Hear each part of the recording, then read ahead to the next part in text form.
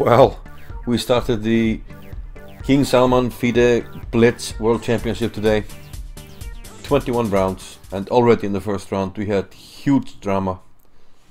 Magnus Carlsen had the white pieces against the Russian Ernesto Inarkiev. Now it's a cool story though that Inarkiev, his first name is Ernesto, which is unusual for a Russian, but his parents really liked Ernesto Che Guevara, I believe, and so he was named after him. But that's a different story. Let's move on to the game. Carlsen had the white pieces. He opened with e4, c5 by Inarkiev, and now an interesting move by Carlsen, something that he would most likely only do in Blitz. He will play a gambit. He plays a3. And this is sort of similar to the b4 wing gambit, but he will delay it. After knight c6, he will play b4.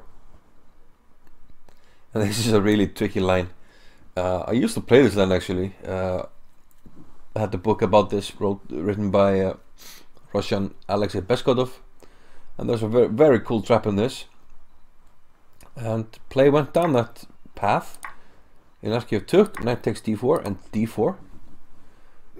And now the most natural move is to stake a claim in the center with d5. This is what most people will do. And now c3, pushing the knight, and after we take on d5 you have to take with the queen. And now knight a3, and this move here, knight b5, is surprisingly effective, and black already must be careful. Here Inarkiev played bishop f5, but there are plenty of pitfalls for black here. For instance, a natural move like knight f6 is almost losing immediately. You play knight b5. This threat is huge here, so queen d8 to prevent it, but now d5. And I won games like these in the past, Blitz games online, very easily. Bishop f4. Now you can't move the knight because bishop is covering this, so knight c7 check, so you have to protect it. But then knight f3. If you take, I mean, you just can't defend this. So you have to play an ugly move like f6, but then knight d4. Huge hole on e6. And if you try to cover that, then I take on e5 and queen h5 check. And black can almost, well, not almost, he can just resign here. It's completely lost position. So plenty of pitfalls already to avoid. Inarkiev goes bishop f5, which is probably a decent move. Opens up for a rook to cover the c7 square. Knight b5 by Carlsen and rook c8. This, however, drops the a7 pawn, which Carlsen now takes, regaining his pawn. And we have a most unusual position. The main feature is that the king for black is still stuck on e8. And here Inarkiev played e5.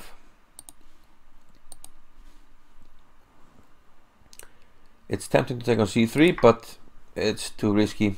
White will play queen a4 check. And here you must be careful. If you interpose anything, I will give you a check here, and you can only interpose here and you get mated. So you have to play king d8, but then the simple bishop d2 attacking the rook, and once the rook moves, there's bishop a5 and you're toast. So rook takes c3 is not an option. e5 was played instead. Now knight f3 by Carlsen. Now similar stuff happens if you take on c3. E takes d4, knight takes d4. And white is slightly closer to finishing development. If it's his move, he plays bishop b5 and castles, and he has a very good position. Black played bishop d7 to stop bishop b5 check. And now knight b5 by Carlsen, trying to use his slight advantage in development.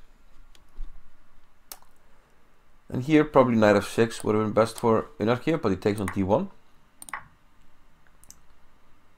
bishop c6, and bishop to d3, developing. Now Inarkiev developed his bishop to c5. This pawn is poisonous. Then will follow rook e1 check. You have to take care of your king. King d8 and something like bishop f5. And black will lose material if you move the rook. Let's say you go to b8, bishop f4. If you move it up to c file, rook a8 check, and this guy drops. Well, it's even checkmate, so you know.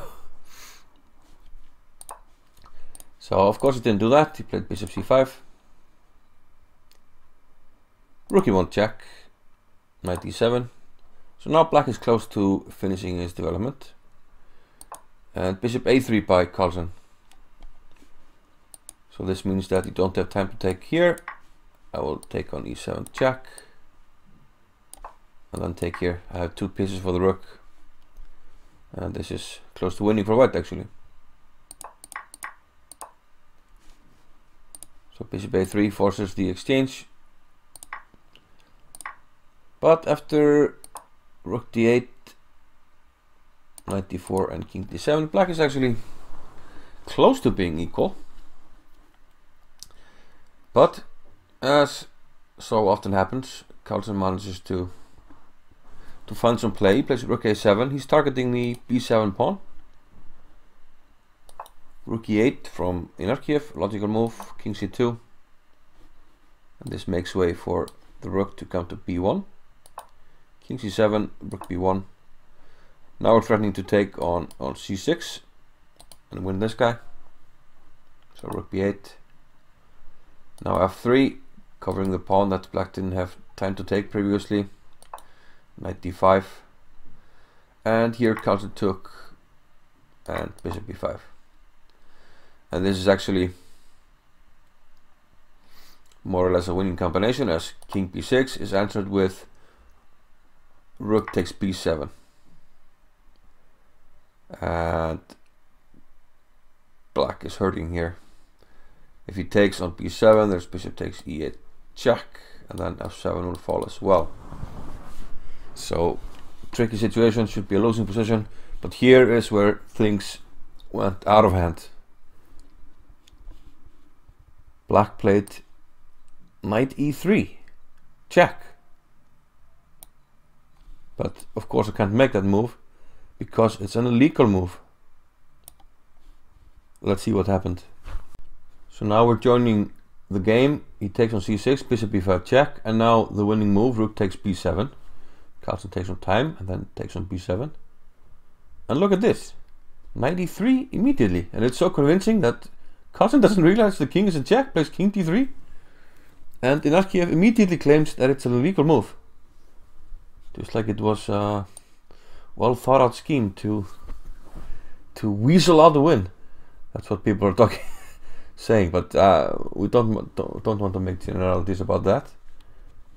So the ruling by the arbiter was that Carlsen made an illegal move and he lost the game.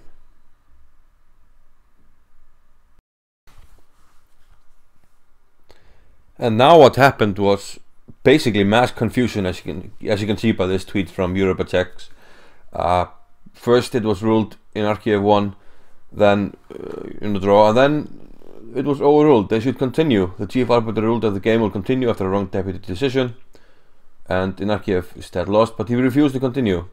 So as you can see here, Inarkiev made an illegal move and then an illegal claim because Carlsen didn't really make an illegal move. And here we see Takis, the chief arbiter, explaining to Inarkiev the ruling, and here we can see the article in the rules of chess. So if the arbiter observes an illegal move, he should intervene, he should declare the game lost, but he didn't. And well, Carlsen had some strong words about that.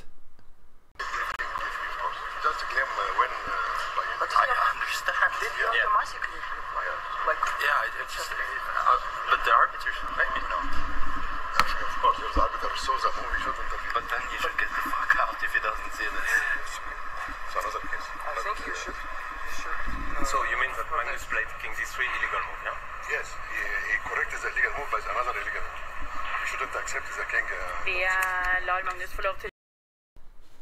So yeah, after all this confusion, eventually Magnus was declared the winner.